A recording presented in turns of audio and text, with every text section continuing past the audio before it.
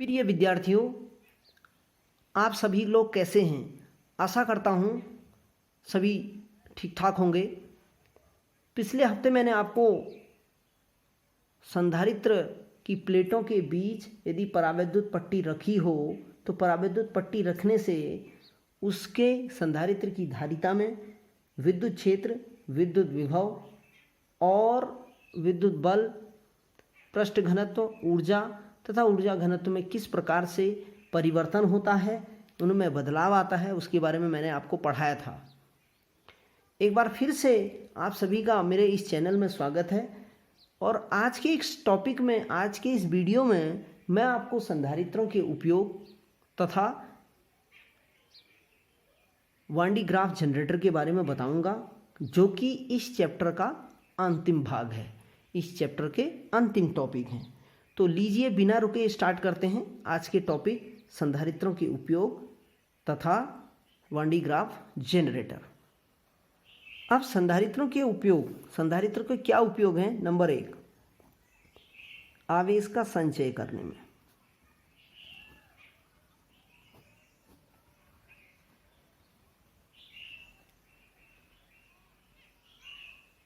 आवेश का संचय करने में, स्टोरेज ऑफ चार्ज। ठीक, तो आवेश का संचय करने का मतलब क्या है? आवेश को इकट्ठा करने का। किसी भी संधारित्र का जो पहला काम है वो आवेश को इकट्ठा करने का काम है। जब आवेश इकट्ठा करेगा उसके बावजूद ही उसमें कार्य, ऊर्जा आदि चीज़ें आएंगी। यदि आवेश नहीं है तो न वो कार्य कर पाएगा, न उसमें ऊर्जा होगी। नंबर 2, ऊर्जा का संचय करने में।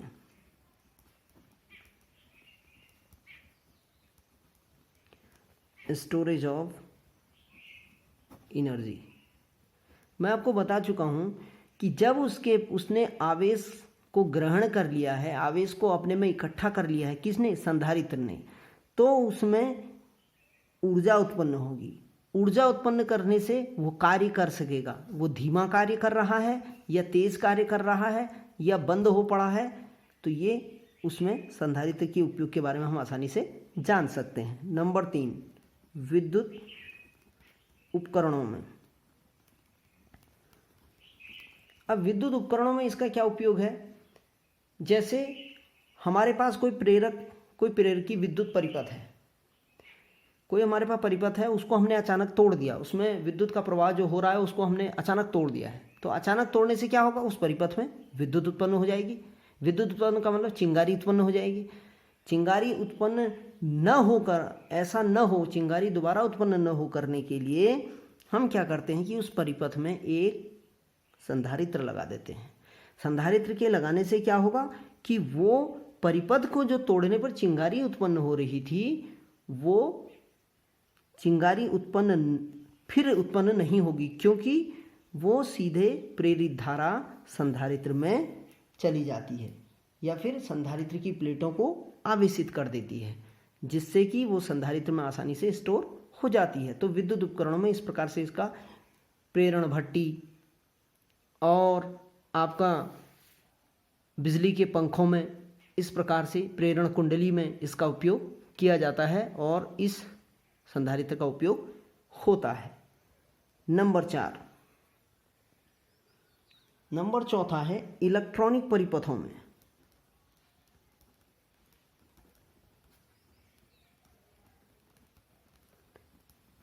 इलेक्ट्रॉनिक परिपथों में आपने देखा होगा कि रेडियो, टीवी, कैलकुलेटर, बहुत सारी जो हमारी इलेक्ट्रॉनिक डिवाइस हैं उसमें संधारित्र लगे होते हैं।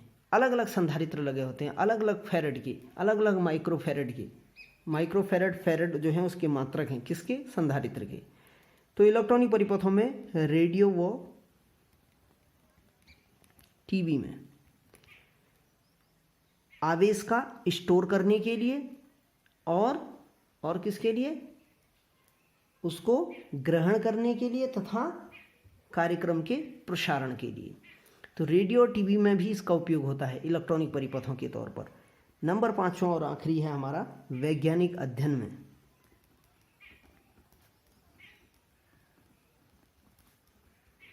अब वैज्ञानिक अध्ययन में क्या होता है कि हम अलग अलग संधारित्रों का उपयोग करके, कहने का मतलब ऐसा है, जो हमारे आज अंतरिक्ष के बारे में हम इतना जान पा रहे हैं, हमारे पास जो टीवी घर में प्रसारण हो रहा है, जो हम मोबाइल यूज़ कर रहे हैं, ये सब सैटेलाइट के माध्यम से होता है।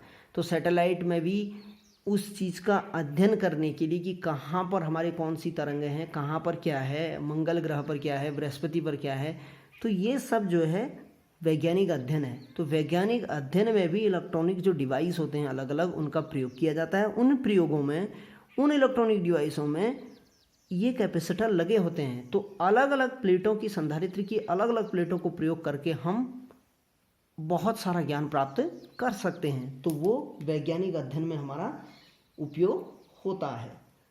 अलग अलग टाइप के हमारे संधारित्र होते हैं, किस माइक्रो फैरेड में होते हैं, कोई फैरेड में होते हैं, कोई मिली फैरेड में होते हैं। तो ये चीज़ ध्यान रखना, कोई पिको फैरेड में होते हैं, ठीक है।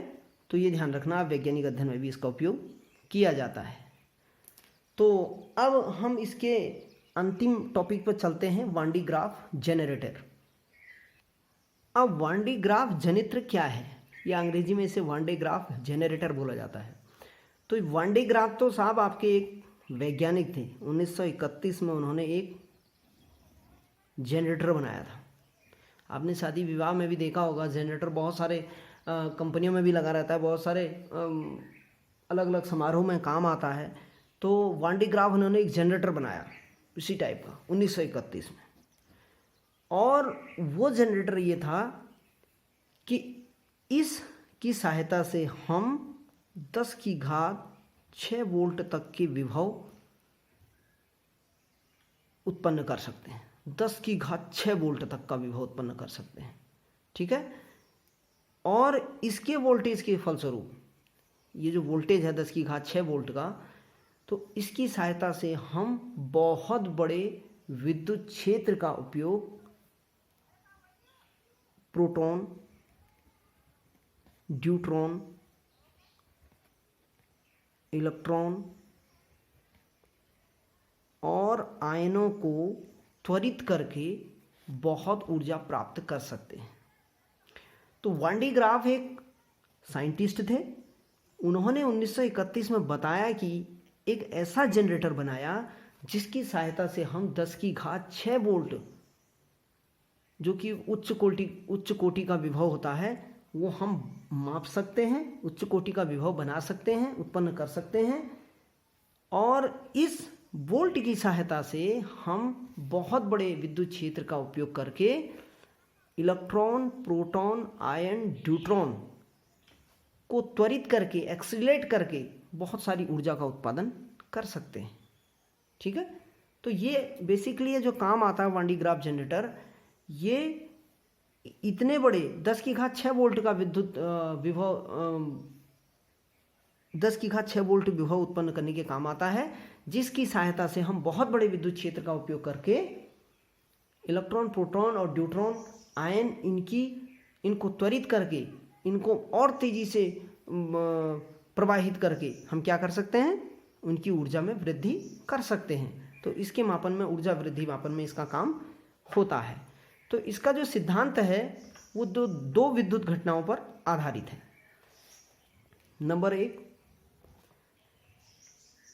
नंबर एक ये है कि यदि हमारे पास कोई आवेशित चालक हो, ठीक है, तो वायु में जो उसका विद्युत विसर्जन हम कर रहे हैं, उसको हम डिस्चार्ज जो कर रहे हैं, वो उसके नुकीले सिरों से होगा। कहने का मतलब ऐसा है कि हमारे पास एक आवेशित चालक है कोई, ठीक है। आवेशित चालक से यदि वायु में हम विद्युत विसर्जन कर रहे हैं या वायु में विद्युत विसर्जन हो रहा है, तो फिर वो उसके नुकीले सिरों से होगा। किसके नुकीले सिरों से? उस चालक के नुकीले सिरों से। नंबर 2, यदि हमारे पास कोई खोखला चालक है, ठीक है, तो खोखले चालक का जो आवेश होगा वो उसके बाहरी पृष्ठ पर विद्यमान होगा। ये इन्होंने इसका सिद्धांत जो बताया था वो निम्न बिंदुओं पर कार्य करने वाला बताया था कि यदि हमारे पास कोई एक आवेशित चालक हो, उससे अगर वायु में विद्युत विसर्जन हो रहा हो, तो वो उस चालक के, आवेशित चालक के एकदम नुकीले सिरों से होगा। बहुत नुकीले सिरे जहाँ पर होंगे वहाँ से विद्युत का विसर्जन होगा, डिस्चार्ज होगा। नंबर 2 कि यदि हमारे पास कोई खोखला चालक है तो इसका जो संपूर्ण आवेश होगा वो इसके बाहरी पृष्ठ पर विद्यमान होगा। इस वान डी ग्राफ जनरेटर की सिद्धांत इन 2 बिंदुओं पर आधारित है। ठीक, अब आगे चलते हैं। मैं आपको बता चुका हूँ पहले संधारित्र की धारिता वाले चैप्टर में, पहले चैप्टर में, इसी चैप्टर के उसमें, कि हमारे पास जो संधारित्र की प्लेटों के बीच संधारित्र में किसी संधारित्र को दिया गया जो विभव होता है वो 1/4πε0 Q/R के रूप में होता है। ठीक हो गया। लेकिन इस Q का मान मैं यहाँ से निकाल दूँ यदि, तो Q बराबर क्या हो जाएगा, 4πε0 RV। क्लियर है। लेकिन हम जानते हैं पृष्ठ आवेश घनत्व। पृष्ठ आवेश घनत्व क्या होता है कि यदि हम किसी चालक को एक समान रूप से आवेशित कर रहे हैं तो उसके प्रति एकांक लंबाई में वितरित आवेश की मात्रा को क्या कह रहे थे हम, पृष्ठ आवेश घनत्व। वो क्या होता है, सिग्मा। सिग्मा बराबर Q/A, Q/A। Q का मान क्या है हमारे पास, Q को Q रहने दिया हमें। A क्या है, क्षेत्रफल 4πr²। यहाँ सिग्मा भी ले लेना, वो ε0 भी ले लें, हम एप्सिलॉन भी ले लें। Q का मान क्या है हमारे पास, 4πε0 RV बटे 4πr²। तो 4π से 4π कैंसिल, R से R कैंसिल, तो ये हो जाएगा ε0 V/R। ठीक, क्या बन जाएगा, ε0 V/R। ये बन गया काटने पर। अब अगली चलते हैं हम। अगले उसमें क्या है हमारा, अब जो ε0 है और जो V है वो क्या है, नियत है। नियत क्यों होंगे भाई, जब हमारे पास वो समविभव पृष्ठ होगा। समविभव पृष्ठ क्या था, जिसके सभी बिंदुओं पर विभव क्या हो रहा था, समान हो रहा था। तब आवेशित चालक के पृष्ठ पर नुकीले सिरे होने के कारण R इक्वल्स टू क्या हो जाएगा हमारा, R टेंडिंग टू 0, तो सिग्मा टेंडिंग टू इन्फिनिटी। अब इसका ये ε0 और V तो नियत है। R टेंडिंग टू 0, R 0 होने तक सिग्मा अनंत तक पहुंच जाएगा। ठीक है। अब इससे हमें क्या लाभ होगा कि यदि हमारे पास क्या हो, उच्च आवेश घनत्व हो, ठीक है, तो उच्च आवेश घनत्व, ये उच्च आवेश घनत्व तो है, इसके कारण क्या होगा भाई, आवेश का क्षरण होगा। आवेश का क्षरण कैसे होगा, उसके नुकीले सिरों से। ठीक है, और नुकीले सिरे से होने के कारण ये जो चार्ज होते हैं वो एक दूसरे को प्रतिकर्षित करते हैं। प्रतिकर्षित का मतलब ये हमारा स्मॉल चार्ज है, इसको हमने दे रखा है, इसकी ये ए गोला है हमारा। ठीक है, इसकी त्रिज्या R है और इसकी त्रिज्या R है, ये कैपिटल R त्रिज्या है, ये बी गोला है, इसको हमने प्लस Q चार्ज दे रखा है कैपिटल। तो ये दोनों चार्ज सेम है, एक दूसरे को प्रतिकर्षित कर रहे हैं।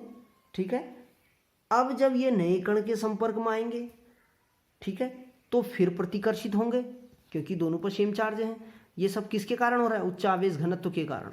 उच्च आवेश घनत्व के कारण ये दोनों चार्ज एक दूसरे को प्रतिकर्षित करेंगे। प्रतिकर्षित करने से क्या होगा कि इसमें विद्युत आवेश का क्षरण होगा। क्षरण कहाँ से होगा, नुकीले सिरों से। नुकीले सिरों से होगा तो फिर इसमें नए कण उत्पन्न होंगे। नए कण उत्पन्न होंगे तो फिर ये आपस में क्या करेंगे, फिर प्रतिकर्षित करेंगे। तो प्रतिकर्षित करने से इसमें नुकीले सिरों के सामने एक धारा का निर्माण हो जाता है जो कि वायु में आवेश का क्षरण करता है, और इस प्रकार यह प्रक्रिया बार बार चलती है और पूरे परिपथ में इस प्रकार धारा का निर्माण हो जाता है। ठीक है, अब मैंने आपको ये अभी चित्र के बारे में बताया था। माना हमारे पास एक R त्रिज्या का एक गोली चालक है A। ठीक है, R त्रिज्या का एक गोली चालक, इसको हमने Q कूलाम दे रखा है। ये R हो गया, ये A गोला हो गया हमारे पास। इसी के बाहर की ओर मैं एक अन्य गोला B खींच देता हूँ, ठीक हो गया, और उसको मैं प्लस Q कूलाम चार्ज दे देता हूँ कैपिटल। इसकी त्रिज्या R होती है, ये B गोला है आपका, ठीक। जैसा कि मैंने आपको दोनों ऊपर बताया था कि दोनों प्लस Q कूलाम चार्ज हैं और दोनों को एक दूसरे से प्रतिकर्षित करेंगे। तब गोले A पर विभव क्या होगा?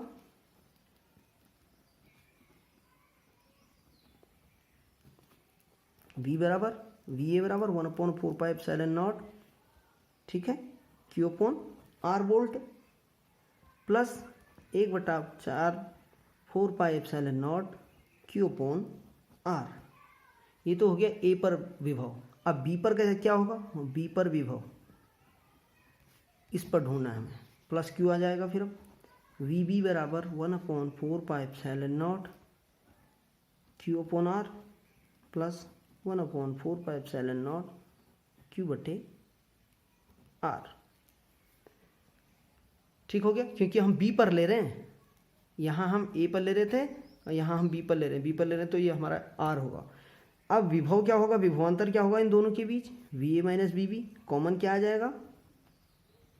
Q कॉमन ले लिया हमने, ठीक है। चलो ऐसे ही कर लेते हैं, आपको समझ में नहीं आएगा कि ये क्या हो रहा है करके। 1/4πε0 हमने दोनों से कॉमन ले लिया, अंदर क्या बचा?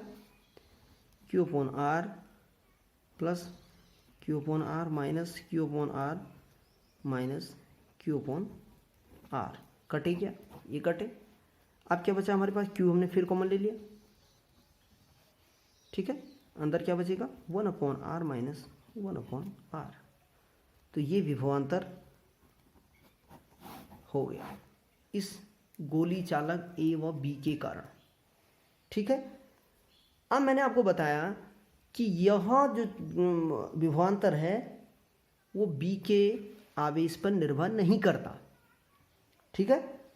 भले ही ये पॉजिटिव हो, धनात्मक हो, भले ही ऋणात्मक हो, भले ही न्यूट्रल हो, ठीक है।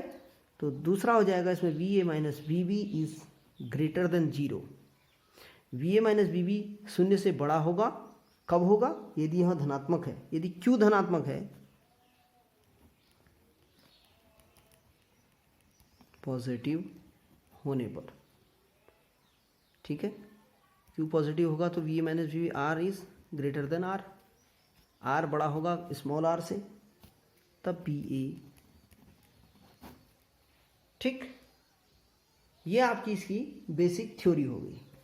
और ये जो विभवांतर होता है आपका हमेशा ये पॉजिटिव रहेगा, ये इनका सिद्धांत था, ठीक है। अब क्या होता है हमारे पास, हम इसकी रचना और कार्यविधि के बारे में पढ़ते हैं। तो रचना क्या है और कार्यविधि इसकी क्या है, वान डी ग्राफ जनरेटर होता कैसे है, ये हम बता रहे हैं। अब इसमें हमने एक चित्र बना रखा है। ये हमारे पास S एक धातु का बड़ा गोला है जिसको हमने धनावेशित चार्ज दिया हुआ है, धनावेशित आवेश दिया हुआ है।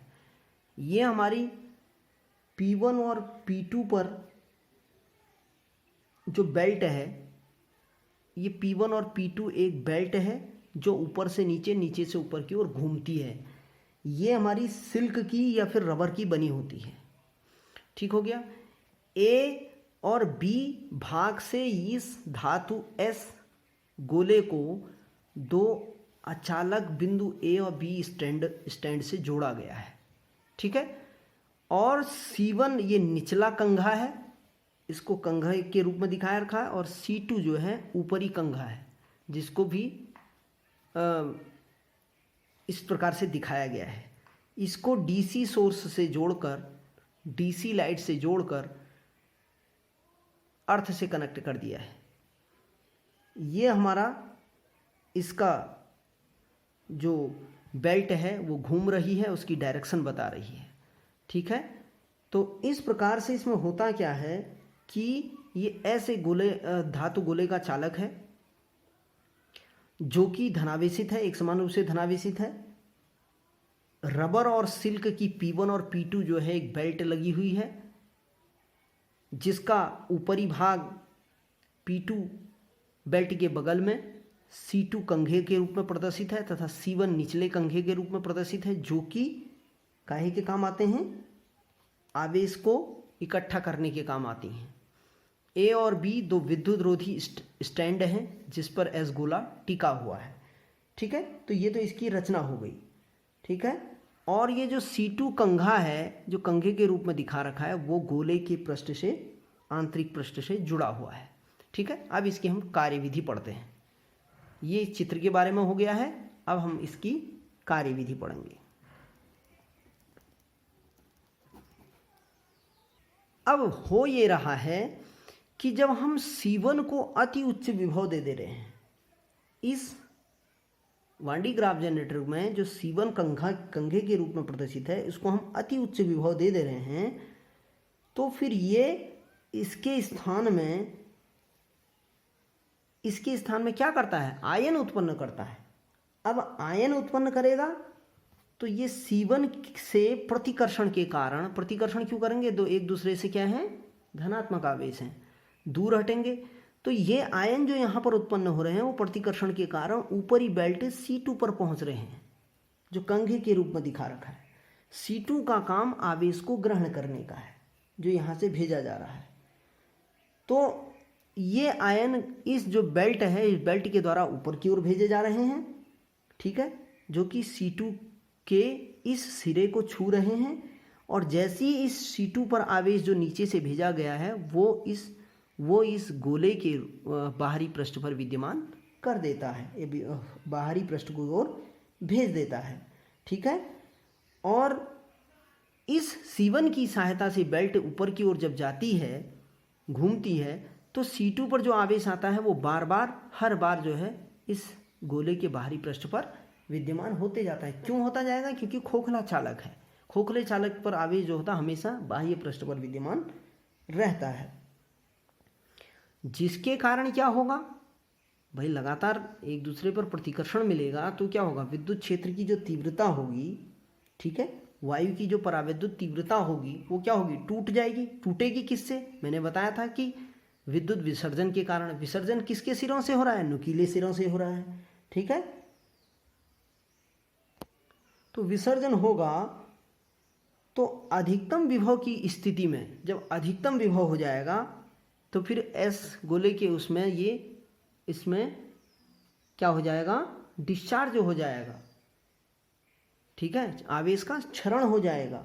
तो जो वो आवेश का क्षरण होता है वो गोले पर स्थानांतरित आवेश की दर के बराबर होगा। यहाँ से जो आवेश भेजा जा रहा है वो इस बाह्य पृष्ठ पर आ गया, बाह्य पृष्ठ पर जो उसमें वायु में क्षरण होगा, तो वायु में जो क्षरण हो रहा है, जो टूट रहा है आवेश, वो इस पृष्ठ के आवेश की दर के बराबर होगा।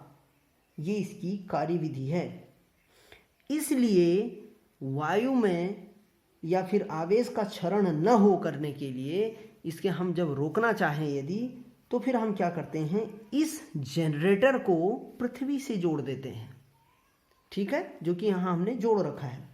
अब पृथ्वी से जोड़कर या तो पृथ्वी से संबंधित कर देते हैं, या फिर तथा उच्च दाब पर जब हमारे पास हाई प्रेशर होता है उसको वायु दाब भरे टैंक में भर दिया जाता है।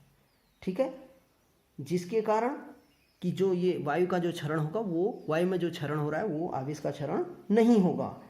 इस प्रकार हमारा जो वान डी ग्राफ जनरेटर है वो धनावेशित कणों के लिए अति उच्च वेग को त्वरित करने के लिए प्रयोग किया जाता है, जिसकी सहायता से हम अधिकतम ऊर्जा प्राप्त कर सकते हैं। तो इसमें अगर कहीं पर आपको डाउट हो तो आप उसमें कमेंट करना, मैं आपको बताऊंगा इसके लिए कि कहाँ पर क्या है करके। और चैनल को अधिक से अधिक लोगों के बीच में शेयर कीजिए, बहुत अधिक छात्रों को इसका लाभ मिल सके, मेरा ध्येय यही है। इसलिए इसको अधिक से अधिक छात्रों के बीच में शेयर करें, लाइक करें और सब्सक्राइब जरूर करें, ताकि आगे के आपको नोटिफिकेशन आसानी से मिल सके। Thank you. आगे चलकर मैं आपको नेक्स्ट डे से नया चैप्टर स्टार्ट करूंगा, विद्युत धारा। ठीक है, बाकी फिर किरचॉफ के लॉ आएंगे, फिर गतिमान आवेश आएगा, मैग्नेटिक फील्ड। ठीक है, वो उसके बारे में धीरे धीरे पढ़ाते रहूँगा। Thank you.